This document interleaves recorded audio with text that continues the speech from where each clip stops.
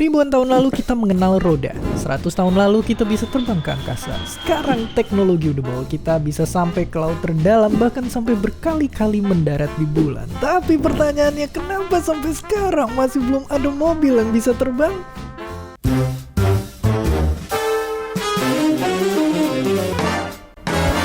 Oke, percaya nggak percaya, sebenarnya udah ada. Dan ternyata dari dulu, mobil-mobil bersayap itu udah banyak dikembangin. Meski emang banyak yang berhenti karena berbagai masalah. Dan akhirnya bikin mimpi kita terbang ke rumah si dia jadi buyar. Tapi ayo siap-siap bikin SIM baru karena sekarang ada mobil ini. Udah kayak Transformer, dia ini bisa berubah dari mobil jadi pesawat cuma dalam 3 menit aja. Dan bisa terbang super cepet di jarak sejauh Jakarta ke Solo. Itu baru satu. Masih ada juga mobil terbang lain yang seru buat ditunggu. Meski emang kita mesti sabar buat beberapa tahun lagi untuk bisa nyobain. Maksudnya ngelihat orang-orang nyobain mobil tadi di YouTube. Pertanyaannya, emang kenapa sih ngembangin mobil terbang itu makan waktu lama banget? Apa susahnya?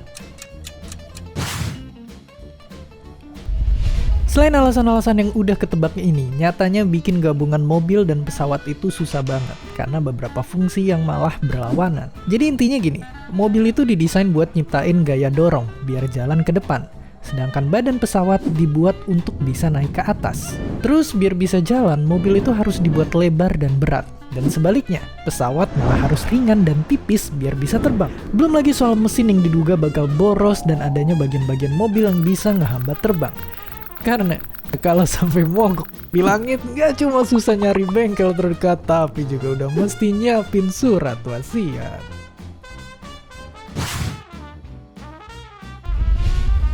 Oke, sekarang makin kerasa kalau mobil terbang banyakan resiko daripada serunya. Tapi sebenarnya selain mobil bersayap, banyak penemuan lain yang bisa bawa kita melayang lewatin kemacetan.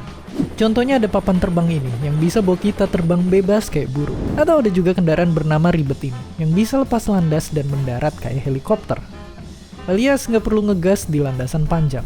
Dan yang paling kerennya, salah satu jenisnya mau ada yang segera uji coba di Bali. Jadi kalau kalian nonton video ini di masa depan, coba ceritain gimana hasil uji cobanya di kolom komentar.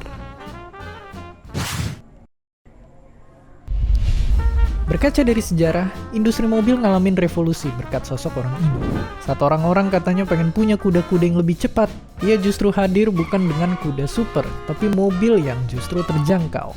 Pertanyaannya, akankah mobil terbang yang akan merevolusi jalanan kita? Atau cuma akan nyelesain masalah yang sebenarnya kita nggak pernah punya? Dan seperti biasa, terima kasih.